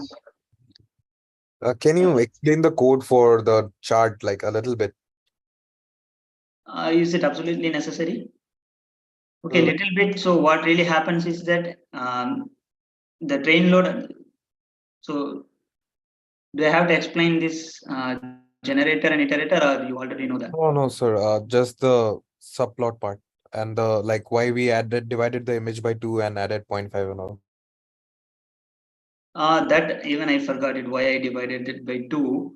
One thing that I'm sure about that is I remember this step why I have done that. So when you read this, right? So when we read this image, actually the image is read in BG or format. Okay, so we have to actually switch the format. Okay, so the order of the channel is quite changed. So if you want to change the order of the channel, then we take this transpose operation. So then we transpose the axis so that it gets properly displayed.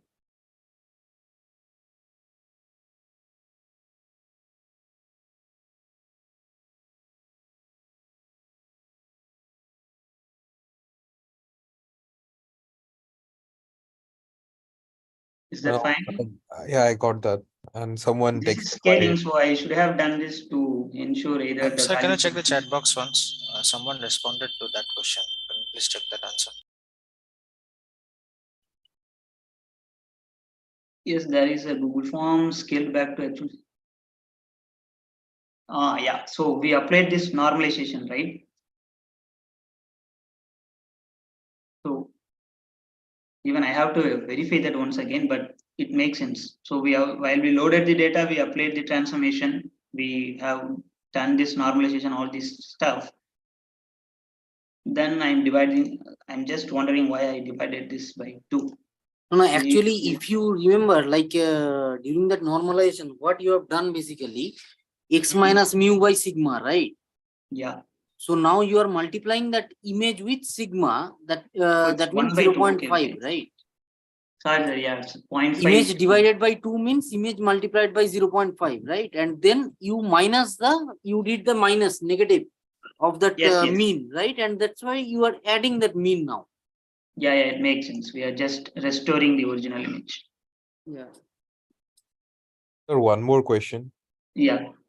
Like in the code, you have converted it the image into NumPy. Like, is there any does Matplotlib does not support torch like tensor values? And we have to convert it to NumPy every time to like make any charts or something. Yes. Matplotlib, as far as I know, up to this point, they won't support tensors. It only supports NumPy arrays. So oftentimes, when you want to display the result in a Matplotlib or any other library, so you have to, convert your tensor into NumPy back to NumPy array. Then you have to plot it. Otherwise, it raises an error. Okay, and sir, is there any visualization library that supports tensor? I don't think so. I never used such library. I mean, directly plotting, result from maybe, packages like tensor board. Okay, so where they actually display the tensors as is. But if you want to use Matplotlib or any other external library, I think they don't support tensors. So can we move forward? Yeah. Okay, so the next thing is very, the simple stuff that we have discussed so far. And before moving on to that, let me share the attendance form. People are.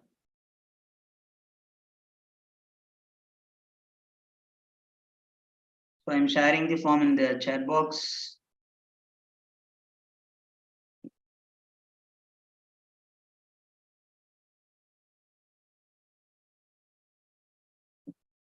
I think it will be closed by 10:15. Please mark your attendance before that. Okay, so here I'm just, we are importing Torch, which is essentially a core engine of entire PyTorch. And then we are going to create tensor. So I'm just, taking this function out of this Torch. Then I'm just creating the tensor I want. Okay. So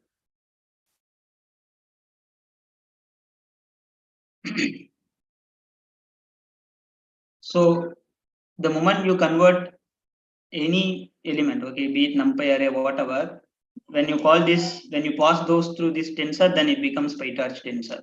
Okay. And if you want to see the dimension, then you can call this method dim. Then you can see it is a 0-dimensional tensor. Okay. And similarly, you can create 1 dimension. I'm just doing that all quickly. Maybe 0.1, 0.2, 0.3. Then you can see it's a print x dot dim. It's a 1-dimensional tensor. You can think of it as just a list. Okay. And similarly, you can create 2 dimensions. So I think I have typed it somewhere and just copy paste it quickly.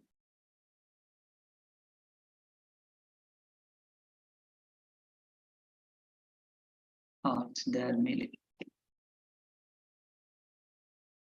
Excuse me, sir. Yeah. So what does that 0.1 parameter in the tensor state? Which parameter? So we write the function tensor and then we wrote 0.1.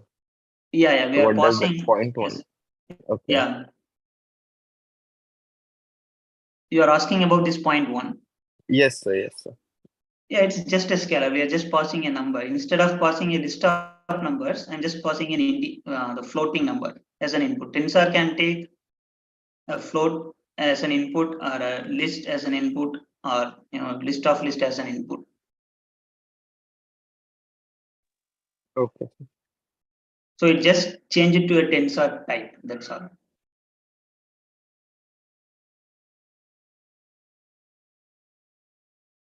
Okay, so it says it's a dimension of 2, and in 0 dimension it contains 3 elements. Okay, you always pay attention to the square brackets so that you can understand things quickly. Okay, and I think I can switch to this lab. I'm just note that I tried to access, the zeroth. I know the dimension of the tensor is 2, but while accessing the element, I'm just passing a single number. So which means automatically I'm trying to access the element in zeroth element of dim 0. What is the zeroth element of dim 0? That is this entire list, okay, or entire one-dimensional tensor 0, 1, 0. Okay, so it prints that. So when you pass two elements, which means that this is an index for zeroth dim and this is an index for first dim. Okay, so it accesses the zeroth element in the zeroth dimension, and then once again it accesses the element in the zeroth element in the first, this one. Okay, I think I am not able to put that into the right word, but it's right. First it gets this out as an output 0, 1, 0, then it make use of this index and take this as an output. Okay, so in fact there are a lot of things when we create tensor. Conceptually we talk about it access the somehow it access the element at zeroth index, all these stuffs. But in the GitHub, right, I shared there is a slide, and in the slide link I have explained how actually PyTorch stores or creates the tensor. Okay, so there are the way it implements is really important. So if you really want to make use of your memory efficiently, you should know all those concepts, and please take a look into that slide as well. Is there any difference between? Yeah, so when you create, the data type changes, right? So 0, 1, 0, it is an integer type. 0.1 point is a float type, float 32. So PyTorch demands or enforces some particular data type on tensor under certain conditions. So often it is safe to use float 32, even though it takes a lot of memory than integer, but it is safe to use float. That's why I have used this 0.0 and 1.0. Okay, operationally they are different. Okay. Okay, so the next one is about manipulating the tensor. So in order to manipulate, since this matrix is kind of symmetric, I'm just setting the value to 2. Now it is asymmetric, so we can manipulate it. Okay, so now you can do all these steps. Okay, so which I leave it to you. So you can call x dot sum, and then you see how things work. Okay, so how it simply sums up the elements in the entire tensor, and you can work along the particular dimension. Okay, so you make use of the slides that I used in the lecture, and then there are n number of operations, but you just implement this sum operation and then flatten. Okay, so you can even call this flatten and then see how it prints the output. Okay, and you change the tensor from 2 dimension to 3 dimension. Of course, you can randomly create a tensor and then you experiment with this. I have done an extensive list of experimentation in the GitHub link I shared. So you go through it, you will find variety of or a lot of info on the tensor. Okay, but for this bootcamp, a minimal introduction to the tensor is more than sufficient. Okay. Okay. So where do you keep that PDF? I think, yeah. So I shared the link. You will share the link, right? Yeah. So okay. Maybe I can. Yeah, I share it at the end of the workshop. Okay.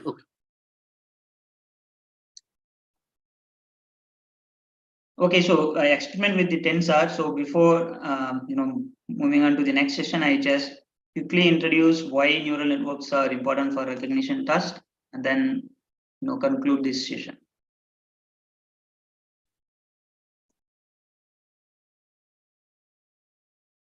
Okay. I pasted the GForm link, right? So it is on top over as per the attendance link. Okay.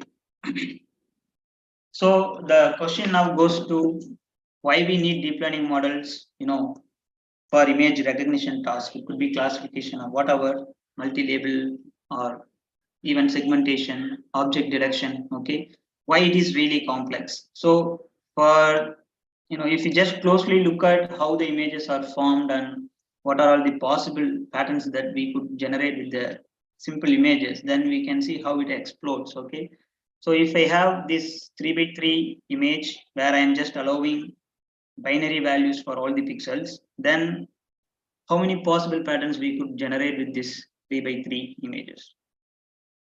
And we are allowing only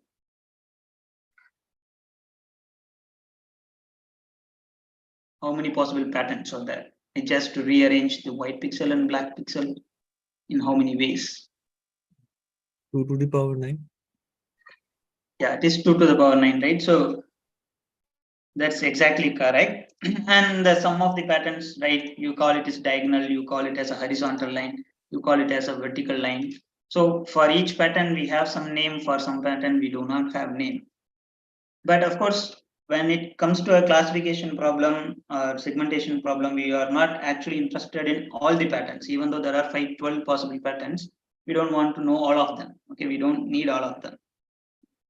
In the case of, let's say, image recognition. Okay, so I want to know whether the pattern is a vertical line or not, and you can see that is even if I give all 12 possible patterns, out of which some of them will be true and majority of them will be false. Okay, now if I just increase the size to 5x5, okay, before moving on to that, you might wonder, right? So I just wanted to take a break at this point by showing this picture. So what do you perceive in this picture? So if you have already known this about this optical illusion, then there is no surprise. But if you are seeing this picture for the first time, what do you perceive?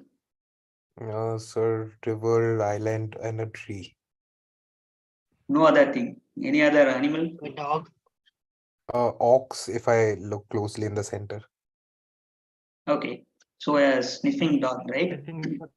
Yes, it's A human. Okay, so even though it is a binary image, crocodile, that's really strange. Lion. Wonder how maybe a dog and crocodile close together in the close encounter. I don't know. peacock.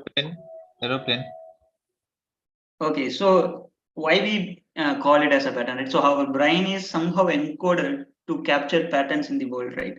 So even though the pattern really doesn't exist in the real world, it still sees it, right? Even like when we look at the clouds, we kind of do some anthropomorphism. We observe some sort of patterns with the clouds as well. Okay, so in fact, in this picture, it is not binarized, it is an actual picture.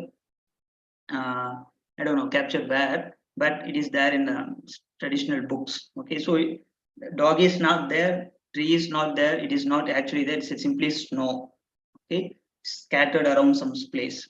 But we tend to perceive some objects. We, in the sense, our brain tends to perceive it. Okay, so which means it always seeks for some patterns, and of course make sense of it. When the moment I say it is an optical illusion, no matter how hard I try, okay, I can't get rid of this sniffing dog.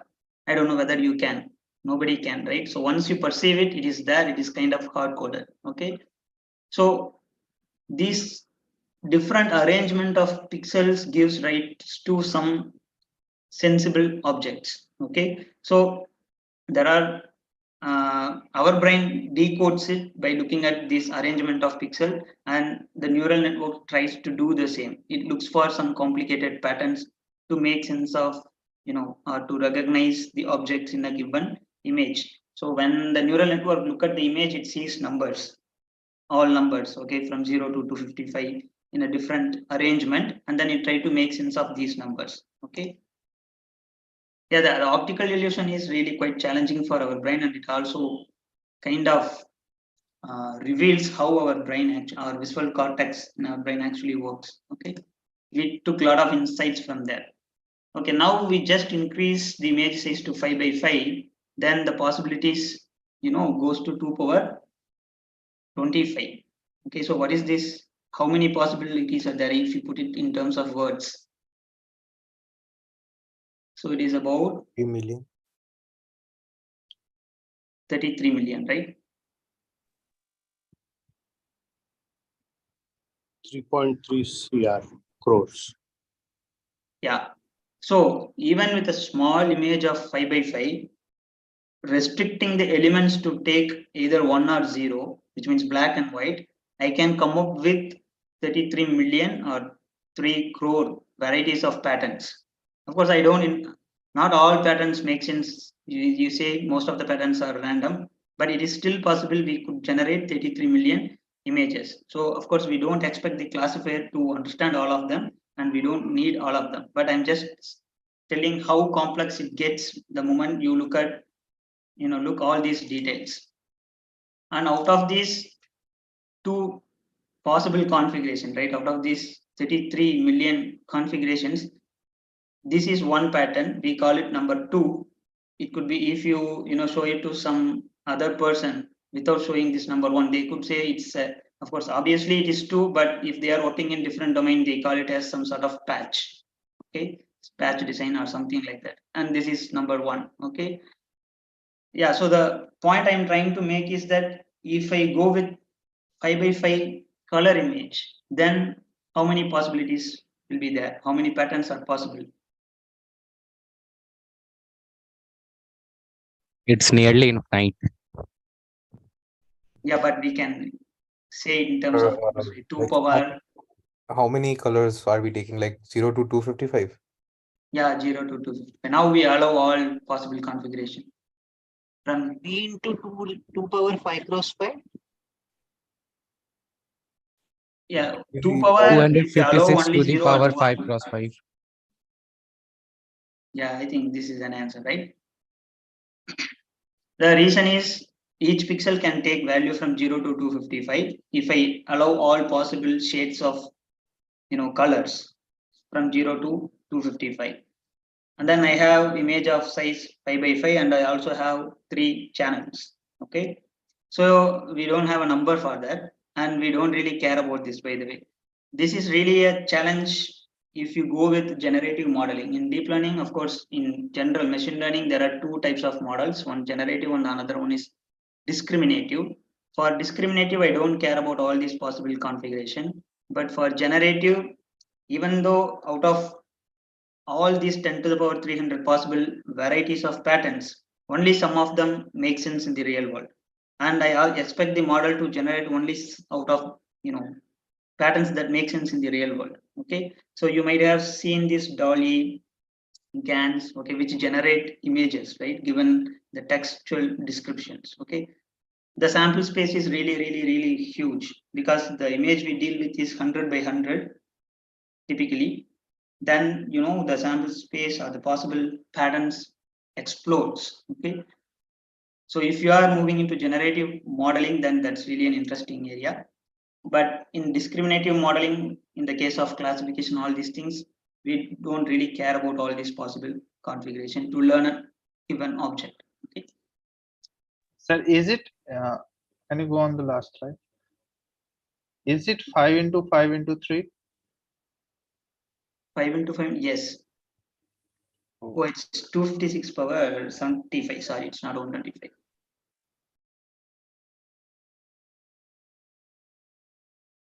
This should be 75. Anyhow, that number is really big, right?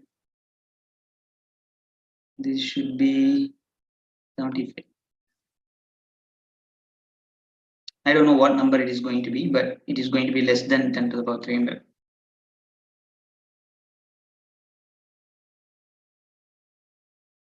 Okay.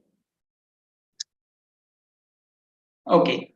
So then we need, to recognize even a very subset of these possible configurations. That's where these neurons, right, the atomic unit of entire neural network.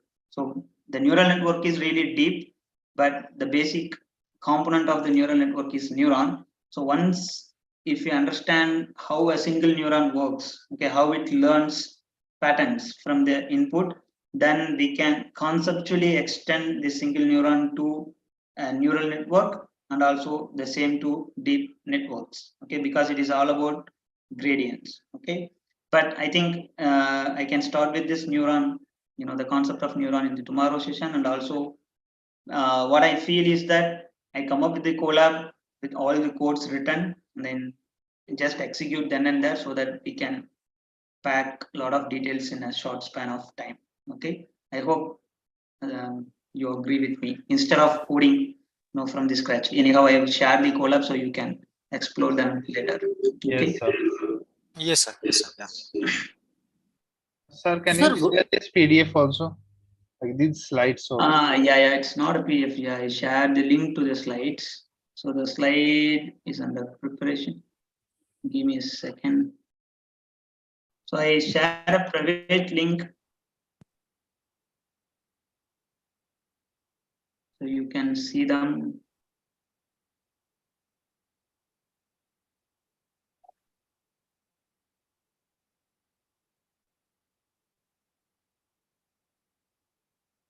So I shared it in the chat box.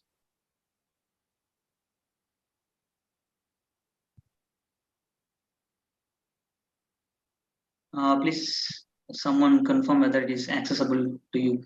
I see. Thank you. Okay. Okay. Thanks a lot for joining the session. If you have questions, you can ask now. Sir, is there a way to kind of sorry? Yeah. I'm just looking at the deck. Achha, fundamentals of deep learning, CS 616910. Is that the one? Okay. So there are many things which are showing as tiles. Sir, you are asking about what? The course content or? No, the slides. Achha, DL workshop. The link you No, I shared have contains actually many shared other the slides. That is what I'm link saying. to that slide, right? The DL workshop. Okay. So it is not accessible. It is showing it is private. No, if you use that link, then it should be accessible. I don't know why it is. Sir, Yeah, it is private, but accessible. It is accessible. I think use is the working your perfectly. college ID. Yes, sir. yeah, you might have missed some accessible. numbers. Please copy it correctly. Maybe that Sir, might can we be. leave now? Yeah. If you don't have any questions, yeah, you can leave. So I reserve 10 minutes for the questions. Thank you, sir. Thanks a sir, lot. can you tell me what will be your plan for next 2 days? Next 2 days, yeah. So as in the browser, right? I create a neural network and train CFOR. And then the next day, I create CNN and train same CFOR. I show you how to train CNN and how to train NN neural network. So can you also include like if possible like some transfer learning? Yeah, that's possible. But transfer learning, I don't think the time permits. So the fundamental concepts are neural network and CNN. So CNN takes a lot of time to explain, but I may include the transfer learning in the collab. So whoever interested may go through that. Yeah, because now all these models are already available, right? Yeah, So yes, at least if we know like how to kind of use transfer learning here, then possibly like we can make something like which is making some sense, right? Yeah. See, in the GitHub collab, right? In the original GitHub repository I shared. So the entire thing is there in the repository. So if you want to explore, then you can look into that collab. It is very detailed than this one. But the collab that you have shared, like that is only like this TensorFlow is there, right? Like sorry, Torch. No, it's a GitHub repo I shared. So where? Yeah, he shared it earlier during the session. So you look into that repo. So that's a detailed workshop. Okay. So if you want more details, you can look into the collapse of that GitHub repo. Sir, may I ask something? Yeah, please, and Yeah, sir. Yes, sir. Sir, I was wondering if PyTorch and TensorFlow are similar in their operation procedure? Similar in the sense, so I mean, if you want to develop a model, you can do that with TensorFlow or in PyTorch. They offer that flexibility. It doesn't mean you can only develop model in TensorFlow and some of the models cannot be developed in PyTorch. You can develop it, but there are some fundamental changes the way we create the model and we execute it. So in TensorFlow, they build something called as static computational graph. In PyTorch, they create something called as dynamic computational graph. So typically, it boils down to if you want to develop a model for production, people go with TensorFlow. If you want to develop a prototype, they prefer PyTorch. For research and prototyping, they prefer PyTorch. Okay, sir. Thank you, sir. If you are good with one, if you are good at PyTorch, then learning TensorFlow, it's not that much big deal. So is it like TensorFlow is built on top of PyTorch? No. They are two different deep learning frameworks. There are other frameworks like Keras, which are built on top of TensorFlow, and frameworks like Hugging Face supports both TensorFlow as well as PyTorch. Okay, sir. And sir, one more thing. So this large language model which are being developed nowadays, so are they developed using these frameworks, or they have different set of frameworks? No, they either use TensorFlow or PyTorch. So at the fundamental level, they have to write a code in PyTorch or in TensorFlow. So even if you use Hugging Face, if you go deep down, so they have used PyTorch or TensorFlow. Okay, sir. Thank you, sir. Yeah. Thank you for the lecture, sir. Yeah, thanks. Thank you. Yeah. Sir, what did you say earlier? Static and dynamic graph, what? Sorry, you are asking for the difference. No, sir, I was asking what did you say? Static and dynamic, I missed that part. What is the difference between TensorFlow and PyTorch? Yeah, the difference lies in the way they execute or train the model. So simply put, TensorFlow uses something called as static computational graph, which again, now I can't explain what is computational graph, all these things. So from the developer point of view, we really don't bother much about the way they implement, or train the model under the hood. But the suggestion is that if you want to put your model in production, of course you can use PyTorch and TensorFlow, doesn't matter. But TensorFlow is, seems to favorable for production ready models. PyTorch seems to, favorable for research and prototype. So sir, this PyTorch model can be exported to TensorFlow? There is no, as far as I know, there were some attempts like storing the model in a common standard format called ONNX so that they are interoperable, but it was not, no further development post some time. So that's why people come up with Hugging Face, which kind of, you develop a model in whatever the framework you want to use, then Hugging Face allows this interoperability. Okay, because TensorFlow it gives some easy kind of configuration option that which layer will talk to say for example if you are building some model of your own, right? One layer you are using, say for example skip connection, right? You can define your own model. Yeah, the configuration files doesn't matter, right? So even in Hugging Face, if you want to configure a model, there is a configuration file. But internally, you have to set either it is a PyTorch or it's a TensorFlow. I think still there is no direct way of converting one model from TensorFlow to PyTorch. So this PyTorch, does it support also this in TensorFlow, there is something called sequential and functional, right? So yeah, it is there in PyTorch as well. Same thing in PyTorch, right? Yeah. So they call NN sequential, NN model list. So okay. Almost all the functionalities you can see, are almost same. With slight different names, but all such functionalities are available in PyTorch. Okay, so there is a question in the command: is native Python or C? No, PyTorch implements C++. Python is not at all preferred for various reasons. Once again, I explained it how PyTorch is actually implemented in the slide, please take a look at the GitHub repo. All the details are there.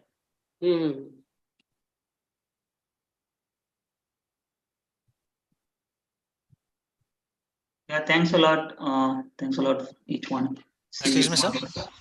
Yeah. Yeah, sir, just one quick question. Yes. So the concept of tensors, I'm not quite clear on how they work. So what is the difference between a vector and a tensor? Because I'll just one quick background. So I am currently in the second term of my degree level, and as far as I remember, the word tensor was not explained anywhere either in MLT or in MLP.